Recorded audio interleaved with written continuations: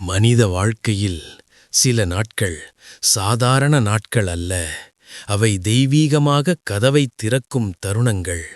அப்படி ஒரு அரிய தருணம் வருகிற மார்ச் 3, 2026 அன்று மாசி மாதத்தின் புனித மகம் நட்சத்திரமும் முழு சந்திரனின் பௌர்ணமி சக்தியும் ஒன்றாக இணைகிறது. இந்த நாளில் கடலில், நதியில் அல்லது தீர்த்தத்தில் ஒரு சுத்தமான நீராடல் கூட கடந்த கர்மங்களை கழுவும் என்று சாஸ்திரங்கள் கூறுகின்றன.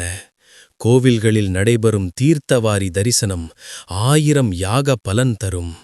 பௌர்ணமியில் ஒரு தீபம் ஏற்றி ஓம் நமசிவாய என்று ஜபித்தால் அந்த ஒளி நேராக உங்கள் வாழ்க்கையின் தடைகளை உருகச் செய்யும்.